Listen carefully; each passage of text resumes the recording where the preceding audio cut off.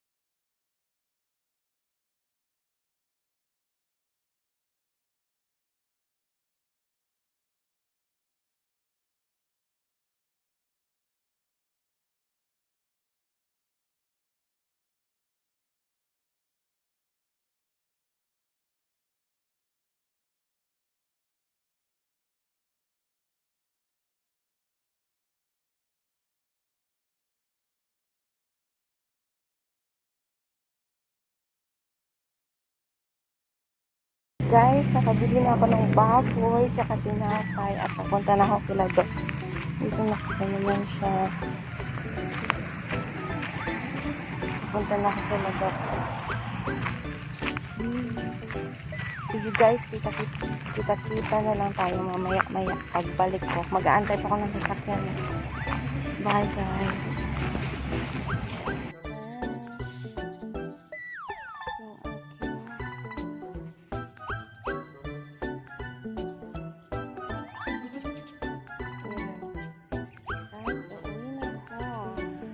Hi guys, nandito na ako sa Numancia at nakasakay na ako ng tricycle pabalik dito sa Numancia.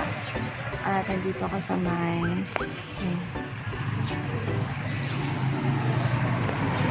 yan, nakita nyo ba? Mabilisan na. Nandito na ako kasi mag-aantay ako ng sasakyan pauwi. At kasi dinaanan ko pa nga yung kanina certificate para makabalik ako ng Kalibo kasi maraming babantay doon, nakita nyo naman kanina. At ayun nga, mag-aantay na lang ako ng sasakyan guys at mamaya na lang ulit papakita ko na lang mamaya sa inyo yung another video. Bye!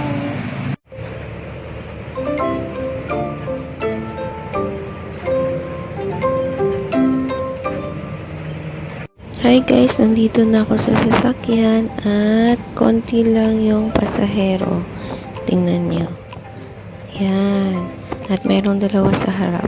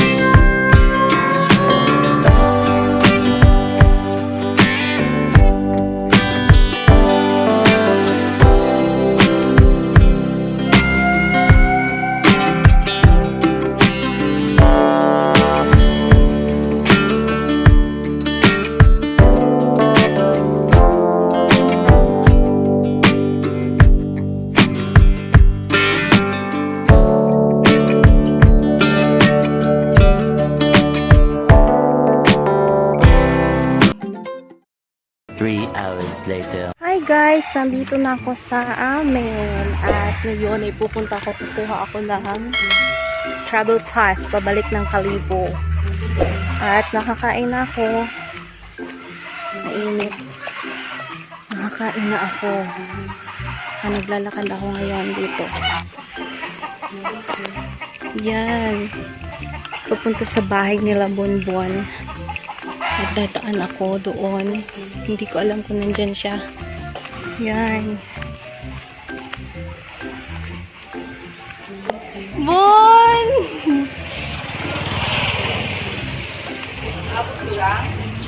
Condolence, Bon. Hi! Guys, si Bonbon! Hindi ba bakit ate yan?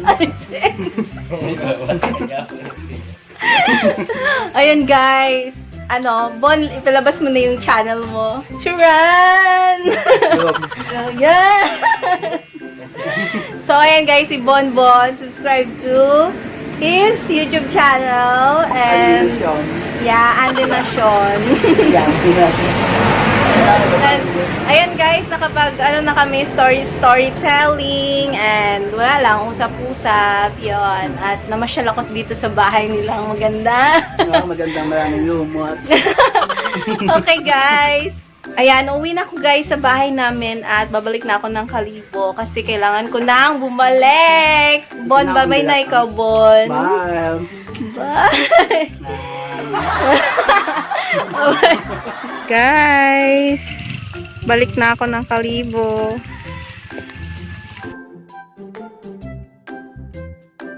Pre, yan, sakay ako ng habal-habal.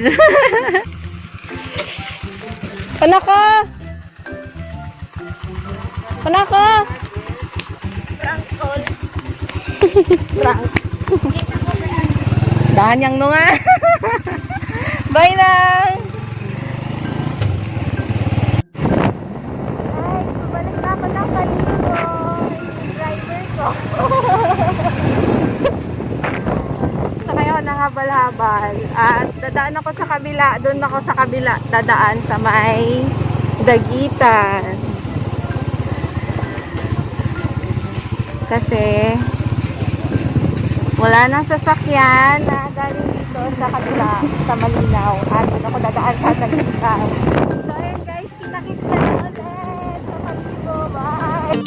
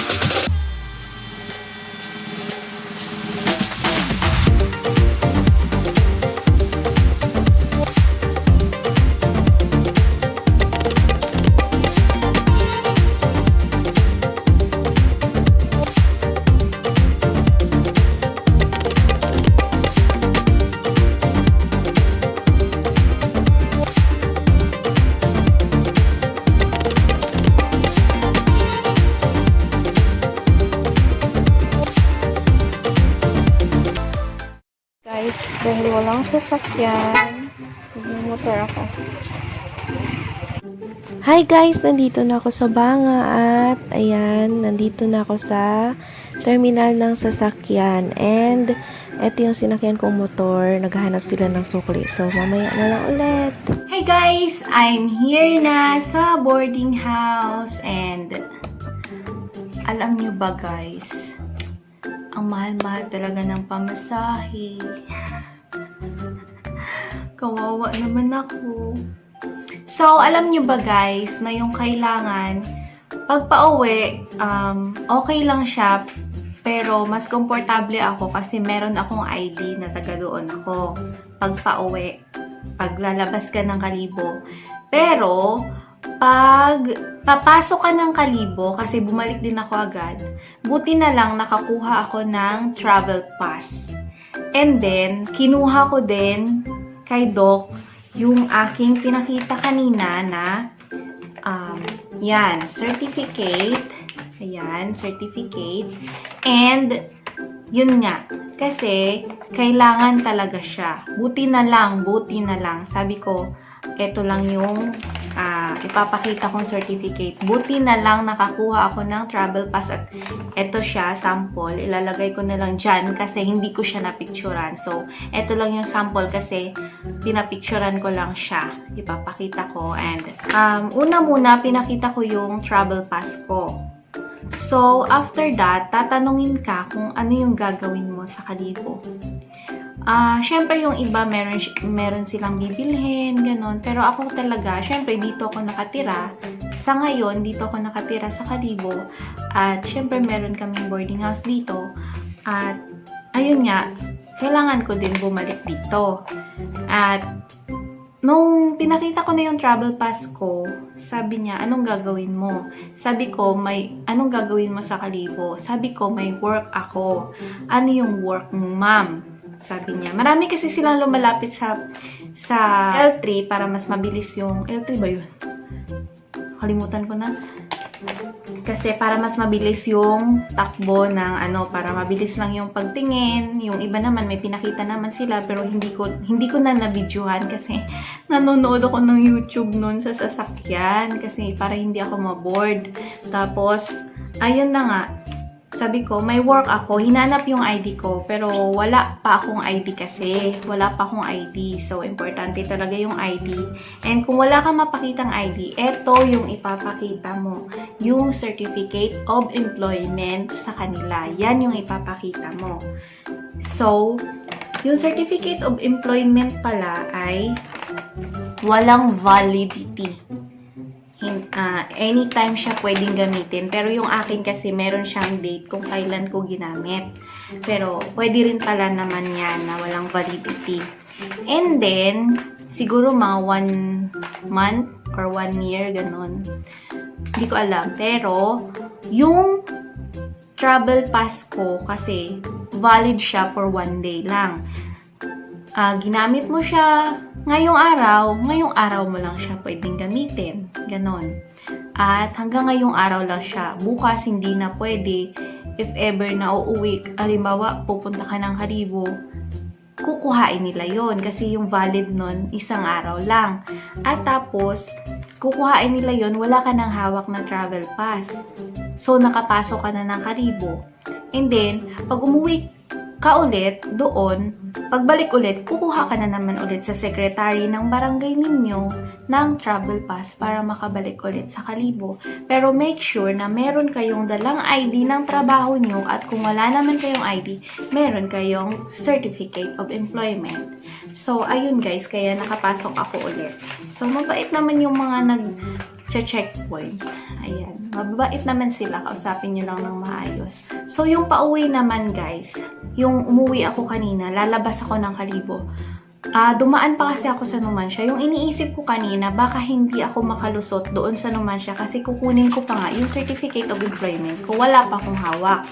Pero yung hawak ko ay ID ko lang ng government ID. So, yung iniisip ko, baka hindi ako patuloyin sa Numancia na doon talaga ako pupunta. Pero, sabi ko, bahala na. yun yung iniisip ko, bahala na kung papatuloyin ako o hindi.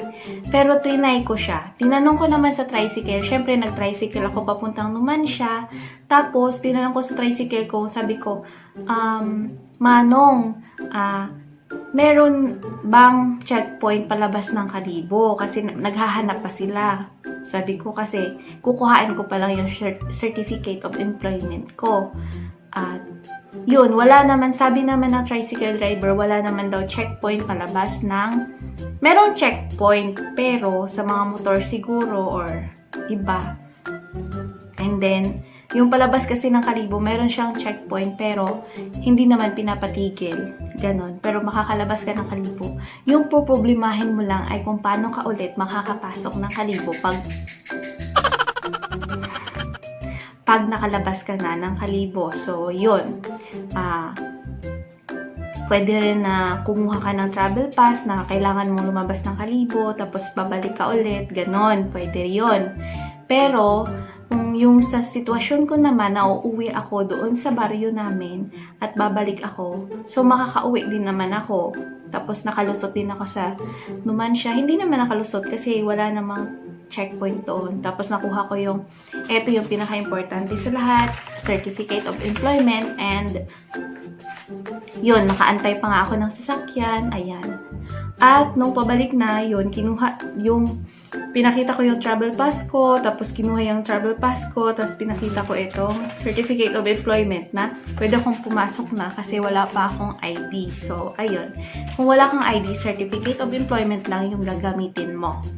So, ayan na guys. Sana may natutunan kayo sa akin guys. And good luck sa pag-uwi nyo. Sana may nakuha kayong mga information sa akin. So, ayan. Ingat-ingat lang sana tayo sa biyahe lahat-lahat. Ayan guys. At ingat din tayo sa COVID. Make sure na meron kayong face mask at face shield. Ako talaga sinusuot ko yung face shield ko lalo na pagsasakay ako ng motor and pagsasakay ako ng tricycle. So, ayun. At sa sasakyan, luwag-luwag naman kami. Ayan. At wala naman masyadong pasahero. So, ayun guys. Nung pabalik ako ng Kalibo pala, sumakay ako ng motor. Tapos, wala kasi ng sasakyan na galing sa Libacao. So, 3:00 pa lang yun. So, ang aga-aga nilang nag-stop. At ang aga-aga nilang hindi nagbiyahe. So, pagdating sa Daguitan, nag-motor ulit ako. Arkila papuntang Banga. So, expected ko na ako lang yung sasakay mag-isa. Pero, 2 pala kami. Pero yung binayad ko, yung ako lang mag-isa pa rin. At yun. Sabi ko, sige, okay na lang. 150 pesos yung binayad ko. Simula Daguitan hanggang Banga. 150 yung binayad ko. Tapos iba pa yung 60 pesos galing sa Baryo papuntang Daguitan. Tapos Daguitan to Banga, 150 din. 60 pesos and 150 yun. Ang gulo, di ba? Pero ayun. Tapos yung Banga to Kalibo na, 25 pesos naman yun. So, yun guys, ang gastos talaga, ang mahal ng pamasahe. Tapos yung galing naman sa Kalibo, papuntang, ulitin ko na lang. Galing Kalibo, papuntang Numancia, 30 pesos. Tapos, sumakay kasi ako ng tricycle. Pero pag hindi ako sumakay ng tricycle at sasakyan papunta sa amin, pauwi, 70 pesos yon. Yung Kalibo to sa amin. At yung Numancia naman, 30 pesos. Ayun. Tapos nung galing akong Numancia papuntang Baryo, 60 pesos naman yung binawas sa pera ko. And then, nung pabalik naman ako dito sa Kalibo, motor galing sa Baryo papuntang Daguitan, 60 pesos yung binayad ko. Kasi nung una, 60 pesos din. Sabi sa akin kasi, bahala ka kung magkano. So, 60 pesos yung binayad ko para hindi naman, lugi sila. Diba? At, yun nga. Dahil walang sasakyan, 70 pesos din sana yung pamasahe doon. But dahil walang sasakyan, naghabal-habal ako. Ayan. At yung habal-habal ay 150 pesos kung ako lang mag-isa. Kaso may kasabay ako, 2 kami. So, 3 kami na sa motor. So, yun. Namahalan ako, pero sige na lang, sabi ko, wala na akong choice. So, yun. Ayan. So, ayan na guys, yung aking vlog. At sana may nakuha kayo at sana may nalaman kayo kung paano ko siya nagawa, kung paano ako nakauwi at kung paano ako nakapasok. So, ayan guys. Thank you guys for watching and please don't forget to like, share, comment, and subscribe. Thank you guys. Ingat kayo.